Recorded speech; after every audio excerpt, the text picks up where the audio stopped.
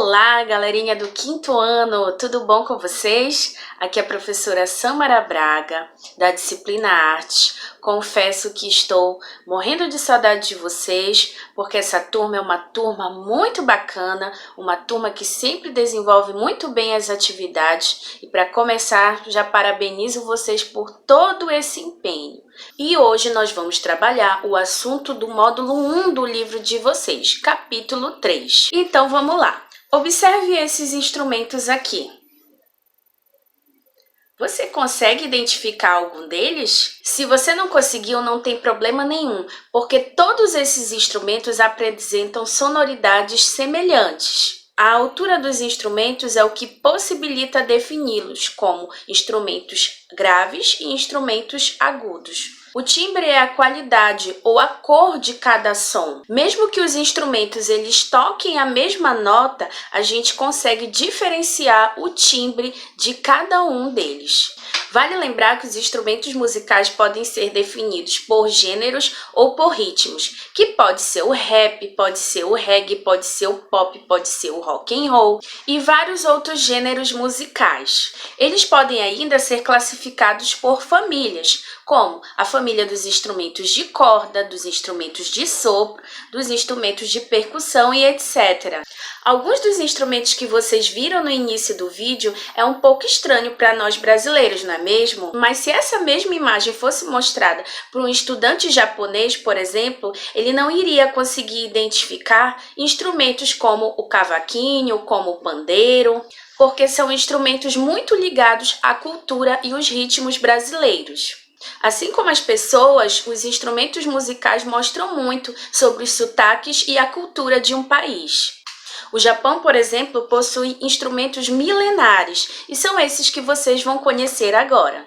O shamisen é um instrumento de apenas 3 cordas. Seu braço não possui marcações como o braço de violão ou de uma guitarra. O instrumentista precisa encontrar as notas de ouvido. O shamisen tem origem chinesa e chegou ao Japão por volta do século XVI, tornando-se um instrumento tradicional. Ele é utilizado por grupos de teatro populares antigos japoneses.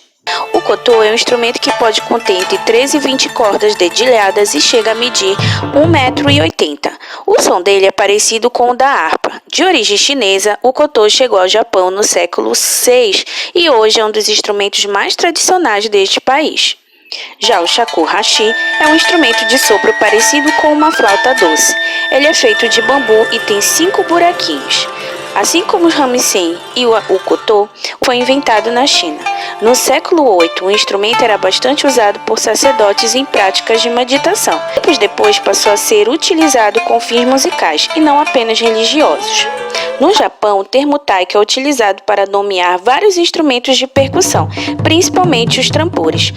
Em muitos casos, os tambores são acompanhados por instrumentos de corda ou sopro. Essas apresentações são realizadas em vários lugares do mundo, sempre representando a tradição japonesa. Mas nem só de música tradicional vive o Japão. A música pop é conhecida como J-pop e é um fenômeno no país. Há muitas bandas de J-pop que misturam vários estilos e gêneros musicais. Um dos grupos mais populares do atual J-pop é o Perfume, trio feminino de pop eletrônico formado no ano de 2001 em Hiroshima. O som do Perfume mistura instrumentos tradicionais japoneses a muitas sonoridades de influências do pop eletrônico da Europa. O videoclipe de sua canção Flash já teve quase 55 milhões de visualizações na internet. Instrumentos como o pandeiro, a flauta transversal, o bandolim são instrumentos tipicamente da cultura brasileira. Vamos conhecer agora sobre o pandeiro. O pandeiro é quase uma mistura de tambor com chocalho. Sua construção exige cuidado e prática. O resultado é um instrumento de percussão completo, com timbres graves, médios e agudos. No Brasil, percussionistas como Marco Suzano e Léo Rodrigues são especialistas nesse instrumento. Ambos viajam pelo mundo tocando em muitos lugares e desenvolvendo workshops e dando aulas. Na nossa roda de leitura, vocês vão ler a parte do Brasil Pandeiro na página 58, que é a letra de uma música, e vão resolver aqui, ó, as questões de 1 a 4. A atividade serve para nós treinarmos os instrumentos que nós conhecemos em relação ao Brasil e ao Japão. Para finalizar, vocês vão fazer uma oficina de arte da página 62 e 63. Vocês vão fazer um pandeiro usando um prato, aqueles pratos dos vasos que a gente coloca debaixo dos vasinhos de planta. Pois é, a gente vai produzir um pandeiro dessa forma, usando também tampinhas de garrafa e um arame. É importante que vocês leiam com atenção e tentem reproduzir em casa. Na página 65 e 66 mostram alguns toques básicos que vocês precisam aprender no pandeiro. No primeiro exercício você vai aprender a fazer uma batida de samba. No segundo exercício você vai aprender a fazer uma batida de capoeira. Muito obrigada e até a próxima aula!